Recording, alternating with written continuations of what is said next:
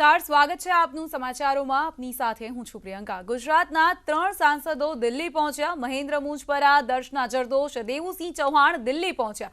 આજે સાંજે મોદી કેબિનેટનું વિસ્તરણ થવાનું છે, ત્યારે ગુજરાતના 3 સાંસદો દિલ્હી પહોંચ્યા છે। ગુજરાતના પણ 2 મંત્રીઓને પ્રમોશન મળે તેવી પૂરેપૂરી શક્યતા છે, ત્યારે ગુજરાતના 3 સાંસદો દિલ્હી પહોંચી ગયા છે। દર્શના જરદોશ, મહેન્દ્ર મુંજપરા, દેવુસિંહ ચૌહાણ દિલ્હી પહોંચી ગયા છે। આજે સાંજે મોદી કેબિનેટનું વિસ્તરણ થવાનું છે। સાંજે 6 વાગે જે નવા ચહેરાઓને સ્થાન મળવાનું છે તે શપથ પણ લેવાના છે, તેમનો શપથ સમારોહ પણ યોજાવાનો છે। ત્યારે ગુજરાતના પણ 3 સાંસદો દિલ્હી પહોંચી ગયા છે। આ સાથે જ એવા નેતાઓ કે જેમના નામોની ચર્ચા થઈ રહી હતી તે નેતાઓ પણ દિલ્હી પહોંચી ગયા છે। તો આ વખતે કેબિનેટના વિસ્તરણમાં અનેક નવા ચહેરાઓને સ્થાન આપવામાં આવશે। સાથે જ આ વખતે એવા નેતાઓને સ્થાન આપવામાં આવશે જેમની ઉંમર ઓછી હોય, સાથે સાથે એસસી, એસટી, ઓબીસી નેતાઓને પણ કેબિનેટમાં સ્થાન આપવામાં પ્રાધાન્ય મળશે।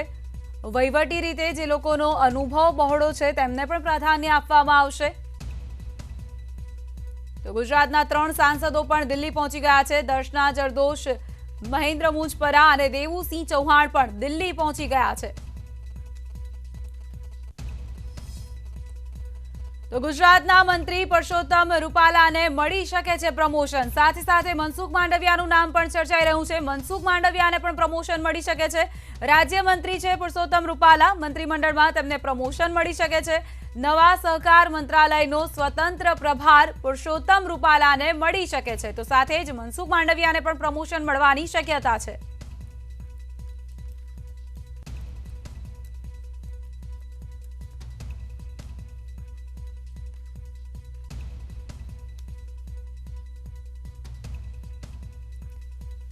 નવા સહકાર મંત્રાલયનો સ્વતંત્ર પ્રભાર પરસોત્તમ રૂપાલાને સોંપવામાં આવી શકે છે। કેટલાક નેતાઓ એવા છે કે જેમને પ્રમોશન મળી શકે છે, જેમાં અનુરાગ ઠાકુરનું પણ નામ સામેલ છે।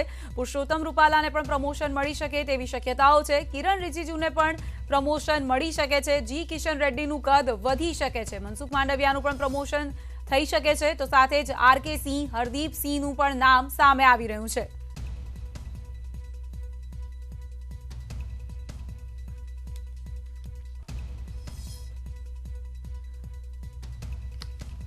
તો અનેક નવા ચહેરાઓને સામેલ કરવામાં આવશે। તો સાથે જ કેટલાક નેતાઓ એવા પણ છે કે જેમને પ્રમોટ પણ કરવામાં આવશે। અનુરાગ ઠાકુર, જી કિશન રેડ્ડી, આરકે સિંહ, હરદીપસિંહ પુરીનું નામ પણ પ્રમોશન મળી શકે એવા નેતાઓના નામમાં સામેલ છે।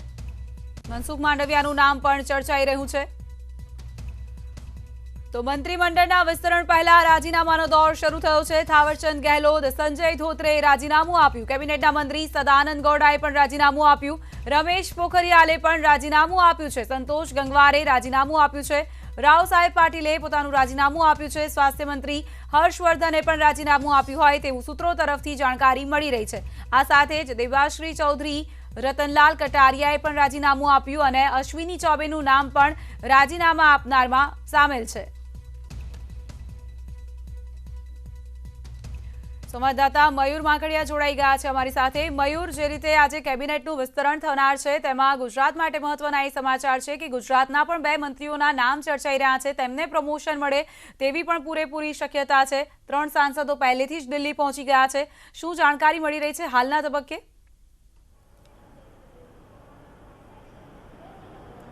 જી બિલકુલ, મોદી મંત્રીમંડળનું વિસ્તરણ થઈ રહેલું છે ને આ વિસ્તરણની અંદર નરેન્દ્ર મોદીની જે ટીમની અંદર પુરુષોત્તમ રૂપાલા અને મનસુખ માંડવિયા આ બંને જે સૌરાષ્ટ્રના પાટીદાર મંત્રીઓ છે તેમને પ્રમોશન મળે તેવી સૂત્રો દ્વારા માહિતી મળી રહેલી છે। બંનેને પીએમ હાઉસ ખાતે બોલાવવામાં આવેલા હતા। કેન્દ્રીય મંત્રી હાલ ઇન્ડિપેન્ડન્ટ ચાર્જ એ મનસુખ માંડવિયા નિભાવી રહેલા હતા, પરંતુ તેમને કેબિનેટની અંદર પ્રમોશન મળે તેવી શક્યતાઓ છે, એટલે કે તેઓ કેબિનેટ મંત્રી તરીકે શપથ લે તેવી શક્યતાઓ છે। તે જ રીતે જો વાત કરીએ તો પુરુષોત્તમ રૂપાલા જેઓ રાજ્ય કક્ષાના મંત્રી હતા તેમને ઇન્ડિપેન્ડન્ટ ચાર્જ મળે અથવા તો કેબિનેટની અંદર સ્થાન મળે તે રીતની વાત હાલ સામે આવી રહેલી છે। તે ઉપરાંત જો વાત કરીએ તો દેવુસિંહ ચૌહાણ અને પણ હાલ દિલ્હી ખાતે બોલાવવામાં આવેલા છે। તે ઉપરાંત દર્શના જરદોશ સુરતના જેઓ સાંસદ સભ્ય છે તેમને બોલાવવામાં આવેલા છે। અને તે ઉપરાંત સુરેન્દ્રનગરના સાંસદ મહેન્દ્ર મુંજપરા તેમને બોલાવવામાં આવેલા છે। આ ત્રણેય નામો મંત્રીમંડળમાં સામેલ થાય તેવી શક્યતાઓ હાલ વર્તાઈ રહેલી છે। હાલ આ ત્રણેય સંસદ સભ્યો એ દિલ્હી ખાતે છે અને દિલ્હી ખાતે પાર્ટી અધ્યક્ષ સાથે પણ તેમને મુલાકાત કરેલી છે ને ત્યારબાદ હવે તેઓ પ્રધાનમંત્રી સાથે પણ મુલાકાત કરે તેવી સૂત્રો દ્વારા માહિતી પ્રાપ્ત થઈ રહેલી છે। એટલે કે મહત્વનું કહી શકાય કે આ ત્રણ નવા ચહેરા ગુજરાતના છે તેને કેન્દ્રીય મંત્રીમંડળમાં સ્થાન મળી શકે છે। આ સાથે જ જો વાત કરીએ તો ગુજરાતની અંદરથી જો મંત્રીઓની વાત કરવામાં આવે તો કેન્દ્રીય ગૃહમંત્રી તરીકે અમિત શાહ એ હાલ તેઓ છે। તે ઉપરાંત વિદેશ મંત્રી એસ જયશંકર ગુજરાતના કોટાની અંદરથી છે અને તે ઉપરાંત પુરુષોત્તમ રૂપાલા, મનસુખ માંડવિયા, એટલે કે 4 મંત્રીઓ ઓલરેડી અત્યારે ગુજરાતના કોટામાંથી ટીમ નરેન્દ્ર મોદીની અંદર છે। તે ઉપરાંત હવે વધારાના જે 3 સાંસદોને બોલાવવામાં આવેલા છે તો તેવી શક્યતાઓ છે કે બીજા આ 3 ચહેરાઓ છે તે ગુજરાતની અંદરથી આ નવા મંત્રીમંડળમાં સામેલ થઈ શકે છે અને આ સાથે જ જે ગુજરાતનું જ્ઞાતિગત રાજકારણ છે તેને પણ મજબૂત કરવાનો પ્રયાસ છે તે કરવામાં આવી રહેલો છે। કારણ કે દેવુસિંહ ચૌહાણ અને ડૉક્ટર મુંજપરા આ બંને જે છે ઓબીસી સમાજની અંદરથી આવે છે અને ઓબીસી વોટ બેંક એ ગુજરાતની અંદર સૌથી મોટી વોટ બેંક છે ને તેને 2022ની ચૂંટણીને ધ્યાનમાં રાખી અને આ બંનેને મંત્રીમંડળમાં સ્થાન આપી શકે છે। તે જ રીતે દર્શનાબેન જરદોશ પાટીદાર સમાજથી આવે છે અને તેમને પણ સ્થાન મળે તેવી પૂરેપૂરી શક્યતાઓ છે। હાલ શક્યતાઓ ચાલી રહેલી છે। તે ઉપરાંત જો વાત કરીએ તો ગુજરાત પ્રદેશ પ્રભારી ભૂપેન્દ્ર યાદવ પણ નરેન્દ્ર મોદી કેબિનેટની અંદર સ્થાન પ્રાપ્ત થાય તે નિશ્ચિત છે અને તે પ્રકારની માહિતી હાલ મળી રહેલ છે। આમ ઓવરઓલ જે આ મંત્રીમંડળનું વિસ્તરણ છે તેની અંદર આવનારા દિવસોની અંદર જે રાજ્યોમાં ચૂંટણી થવાની છે અને ચૂંટણીનું જે ગણિત છે તે રાજ્યનું અને તેની અંદર જ્ઞાતિગત સમીકરણ છે તે ધ્યાનમાં રાખી અને આ વિસ્તરણ એ કરવામાં આવી રહેલું છે। જી બિલકુલ મયુર, તો સાથે સાથે આ વખતે કેટલાક પેરામીટર્સ પણ રાખવામાં આવ્યા છે। જે રીતે આપે જણાવ્યું કે ઓબીસી, એસસી અને એસટીના નેતાઓને પણ પ્રાધાન્ય આપવામાં આવશે, વહીવટી રીતે જે લોકોનો અનુભવ બહોળો હશે તેમને પ્રાધાન્ય આપવામાં આવશે, સાથે સાથે મહિલાઓની સંખ્યા વધે તેના પર પણ ભાર મૂકવામાં આવનાર છે। તો કઈ રીતે આમાં મંત્રીઓના નામની જાહેરાત થઈ શકે છે આ 3 જે પેરામીટર્સ છે તેને લઈને? જી બિલકુલ, પહેલા વહેલું પેરામીટર જે છે ટીમ મોદીની અંદર કે જે કાર્યદક્ષતા છે જે પ્રધાનમંત્રી નરેન્દ્ર મોદીની સાથે કદમથી કદમ મિલાવી અને કામ કરે તે પ્રકારની ટીમ તેમને જોઈએ છે, તે પ્રકારના માણસો તેમની સાથે કામ કરવા જોઈએ અને તે જ કારણોસર ઘણા ચાલુ મંત્રીઓ છે તેમના જે રાજીનામા છે તે લેવામાં આવી રહેલા છે। ક્યાંક ને ક્યાંક તેમની કામગીરી જે છે તેનેથી પ્રધાનમંત્રી સંતુષ્ટ નહોતા અને તે જ કારણોસર તેમના જે રાજીનામા છે તે લેવામાં આવેલા છે। તેમને તેમના સ્થાને નવા ચહેરાઓ જે છે તે કાર્યદક્ષ હશે, ખૂબ એક્ટિવ હશે અને તેમના સમાજ ઉપર પણ તેમનું વર્ચસ્વ છે। એટલે કે તમામ જે પેરામીટર્સ છે તે ધ્યાનમાં રાખી અને જે છે તે પસંદગી કરવામાં આવી રહેલી છે। ખાસ કરી અને જો વાત કરીએ તો જે પણ નેતાઓની પસંદગી જે પણ રાજ્યમાંથી થાય છે તો તેની છબી પણ જોવામાં આવી રહેલી છે, તેમની કાર્યશૈલી પણ જોવામાં આવી રહેલી છે અને ત્યારબાદ તેનું જ્ઞાતિગત સમીકરણ જે આવનારી જે વિધાનસભાઓની ચૂંટણી છે તેની અંદર કઈ રીતે ફાયદો થઈ શકે તે પણ જોવામાં આવી રહેલું છે। એટલે કે આ તમામ 3 જે પેરામીટર્સ છે તેની અંદર પાર ઉતરે તે જ જે નેતા છે તેમને મોદી મંત્રીમંડળમાં સ્થાન મળવા જઈ રહેલું છે।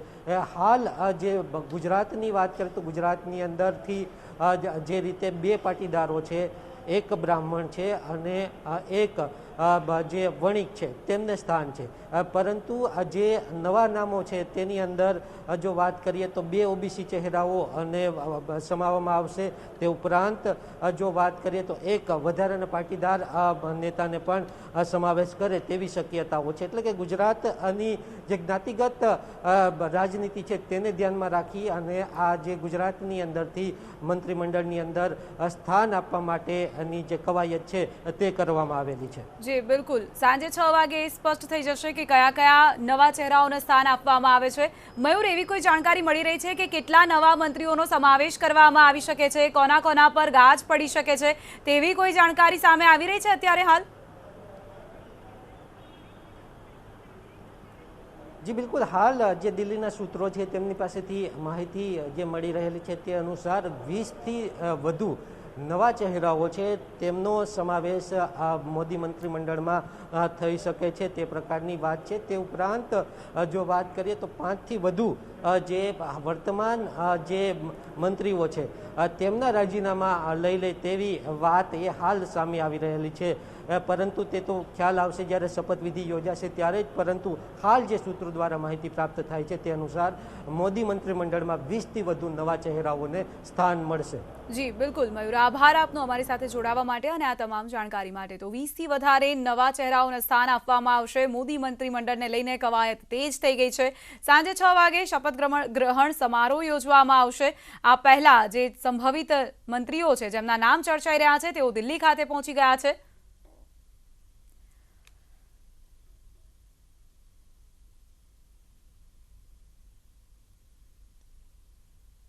તો કેબિનેટના વિસ્તરણના ધમધમાટ વચ્ચે અમિત શાહના પ્રવાસમાં ફેરફાર થયો છે. અમિત શાહ 10 તારીખે સાંજે અમદાવાદ આવવાના છે. અમદાવાદમાં તેઓ વિવિધ કાર્યક્રમમાં હાજરી આપશે. 11 તારીખે બપોરે 4 વાગે સાણંદ એપીએમસી ખાતે લોકાર્પણ કાર્યક્રમમાં તેઓ હાજરી આપવાના છે. સાણંદ બાવળા તાલુકાના 27 કરોડના ખર્ચે તૈયાર થયેલા કામોનું તેઓ લોકાર્પણ કરશે. આ ઉપરાંત અન્ય 17 કરોડના ખર્ચે તૈયાર થતા પ્રોજેક્ટનું પણ લોકાર્પણ કરવામાં આવશે. ગૃહમંત્રી અમિત શાહ 12 તારીખે સવારે જગન્નાથજી મંદિર ખાતે મંગળા આરતીમાં પણ હાજરી આપવાના છે. પરિવાર સાથે તેઓ ભગવાન જગન્નાથના મંદિરમાં દર્શન કરશે. દેશભરમાં સતત વધતી મોંઘવારીના વિરોધમાં કોંગ્રેસે ઠેર ઠેર ચક્કાજામનો પ્રયાસ કર્યો, જેમાં અરવલ્લી ખાતે વિરોધ કરતા ધારાસભ્ય જશુ પટેલની અટકાયત કરવામાં આવી. ધારાસભ્ય સહિત કુલ 25 લોકોએ મોડાસા નડિયાદ હાઈવે જામ કરતા પોલીસે તમામ લોકોની ધરપકડ કરી છે. કોંગ્રેસ દ્વારા મોંઘવારીનો વિરોધ કરવામાં આવી રહ્યો હતો. જોકે મોડાસા નડિયાદ હાઈવેને જે રીતે જામ કરવામાં આવ્યો હતો, ચક્કાજામનું આયોજન કરવામાં આવ્યું હતું, પોલીસ અહીં પહોંચી ગઈ અને ધારાસભ્ય જશુ પટેલની અટકાયત કરવામાં આવી છે. રસ્તા પર બેસી જઈને કોંગ્રેસના કાર્યકર્તાઓ તરફથી વિરોધ કરવામાં આવી રહ્યો હતો. જે રીતે મોંઘવારી વધી ગઈ છે તેના વિરોધનો આ કાર્યક્રમ રાખવામાં આવ્યો હતો. પોલીસ અહીં પહોંચી ગઈ અને કેટલાક કાર્યકર્તાઓની સાથે ધારાસભ્યની પણ અટકાયત કરી લેવાઈ છે.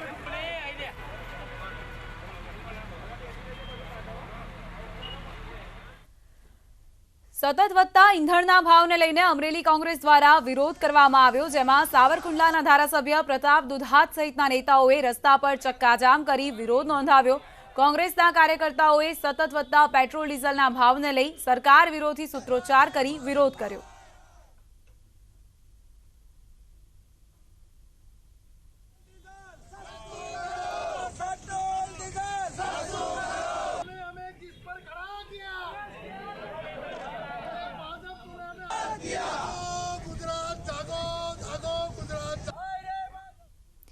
આગળ જોઈશું અન્ય મહત્વના સમાચારો. હાલ રોકાઈશું એક વિરામ માટે.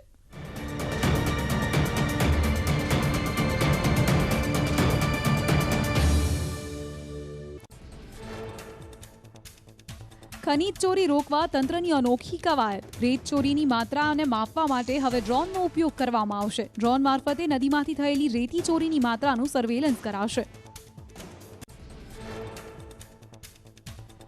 અમદાવાદમાં આજે પણ રસી લેવા માટે લાંબી લાઈનો લાગી. ઘોડકદેવના પંડિત દીનદયાલ હોલમાં રસી લેવા માટે સવારથી જ લોકો લાઈનમાં લાગ્યા. ભરૂચમાં ₹5ની ચલણી નોટો અને 10ના સિક્કાને અસ્વીકાર કરનાર સામે કાર્યવાહી થઈ શકે છે. જિલ્લા અધિક કલેક્ટરે જાહેરનામું બહાર પાડી ચલણી નોટ અને સિક્કા ન સ્વીકારનારની સામે રાજદ્રોહનો ગુનો દાખલ કરવાની સૂચના આપી. સ્કૂલ ફીમાં રાહત અંગે ટૂંક સમયમાં કરાશે નિર્ણય. આરટીઈમાં પ્રવેશથી એક પણ બાળક નહીં રહે વંચિત. શિક્ષણ મંત્રી ભૂપેન્દ્રસિંહ ચુડાસમાએ આપી ખાતરી.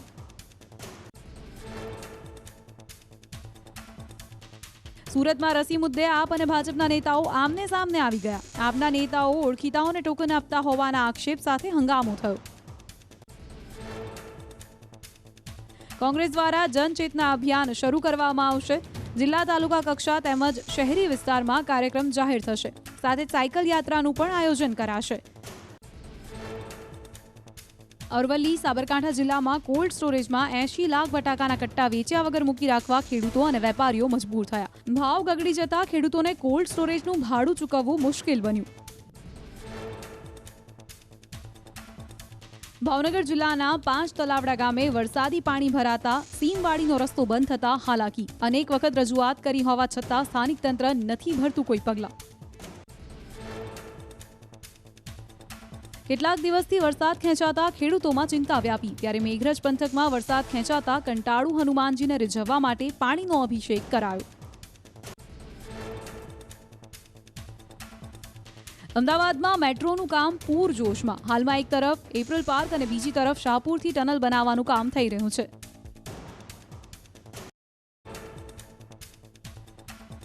તાપીના ડોસવાડામાં ઝિંક કંપનીના પ્લાન્ટ અંગે લોક સુનાવણીમાં પોલીસ અને સ્થાનિકો વચ્ચે ઘર્ષણ. ટોળાએ પોલીસના વાહનોમાં તોડફોડ કરી. એક ડીવાયએસપી સહિત 10 પોલીસ કર્મીઓ ઘાયલ થયા.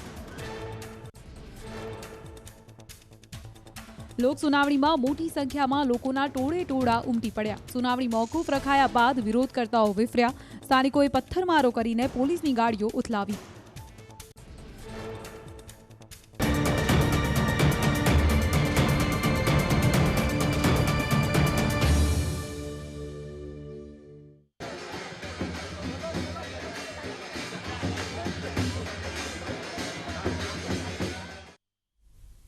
Welcome back. રથયાત્રાને લઈને મોટા સમાચાર મળી રહ્યા છે. રથયાત્રાને મંજૂરી આપવામાં આવી હોય તેવી સૂત્રો તરફથી જાણકારી મળી રહી છે.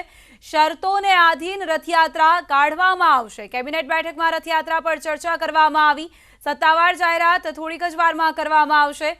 પ્રદીપસિંહે આ અંગેનો સંકેત પહેલેથી જ આપી દીધો હતો. તેમણે જય જગન્નાથ કહીને આ વાતનો સંકેત આપી દીધો હતો. સાથે જ સૂત્રો તરફથી પણ જાણકારી મળી ગઈ છે કે રથયાત્રાને મંજૂરી આપવામાં આવી છે. કેટલીક શરતો સાથે રથયાત્રાને કાઢવામાં આવશે.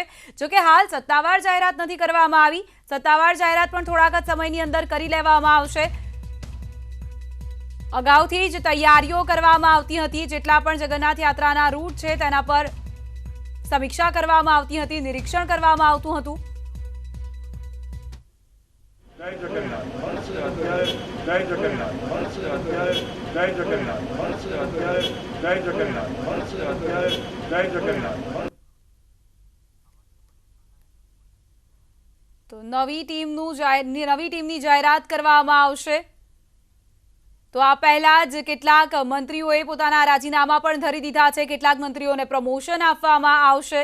સાંજે 6 વાગે સત્તાવાર રીતે જાહેરાત કરવામાં આવશે. રાજ્યમંત્રી બાબુલ સુપ્રિયોએ પણ રાજીનામું આપી દીધું છે.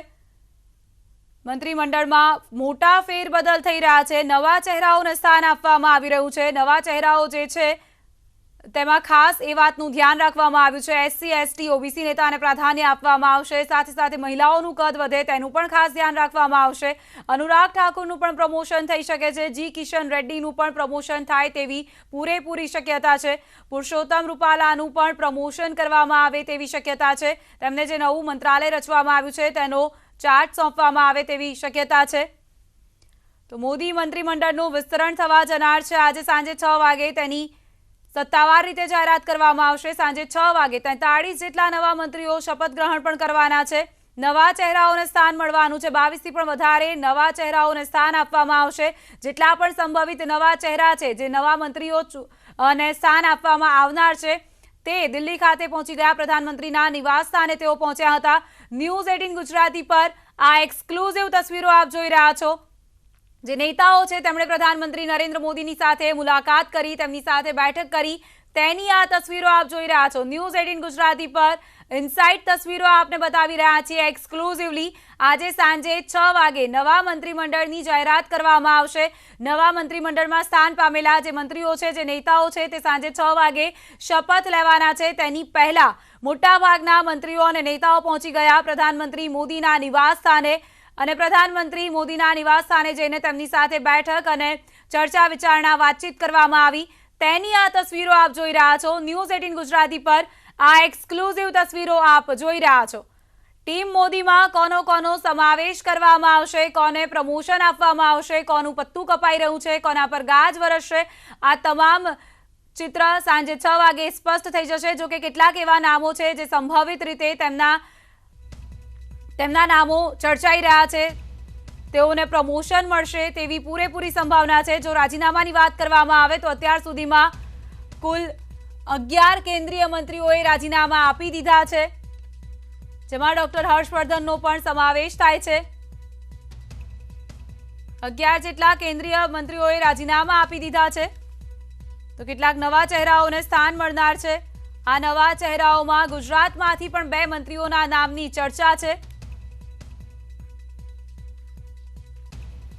તો 11 જેટલા કેન્દ્રીય મંત્રીઓએ અત્યાર સુધીમાં રાજીનામા આપી દીધા છે। 22 થી વધારે નવા સભ્યોનો સમાવેશ ટીમ મોદીમાં કરવામાં આવશે। મંત્રીમંડળના વિસ્તરણ પહેલા 11 કેન્દ્રીય મંત્રીઓએ પોતાના રાજીનામા પણ આપી દીધા છે।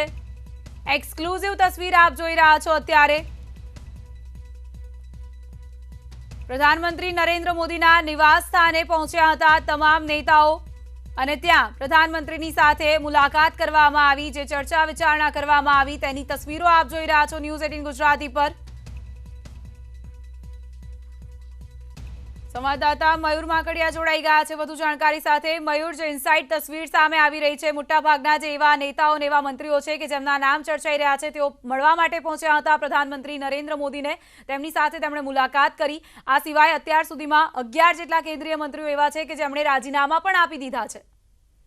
જી બિલકુલ, તમને જણાવી દઉં કે જે રીતે આ પ્રધાનમંત્રીની કાર્યશૈલી છે તેને ધ્યાનમાં રાખી અને જે નવું મંત્રીમંડળ છે તેનું જે વિસ્તરણ છે તે થઈ રહેલું છે ને તેની પસંદગી થઈ રહેલી છે।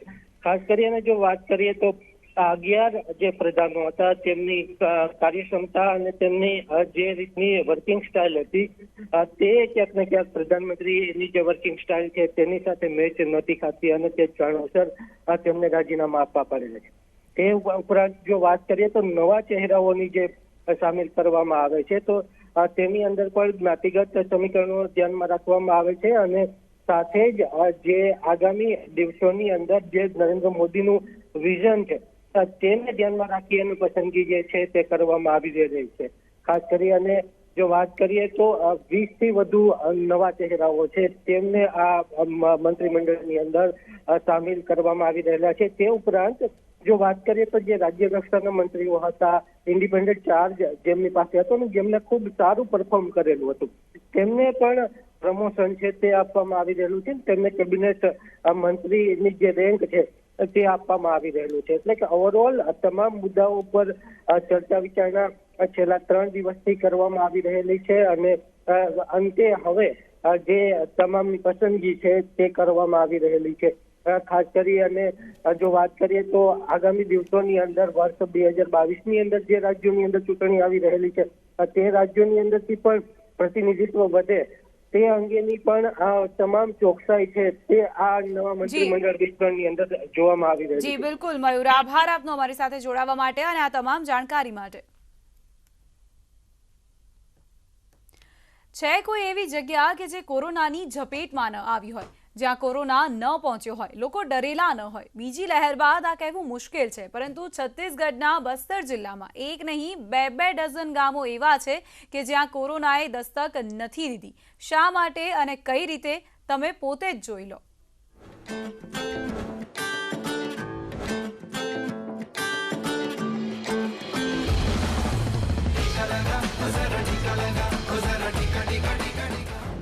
कोरोना का था कहर, सुरक्षित था बस्तर।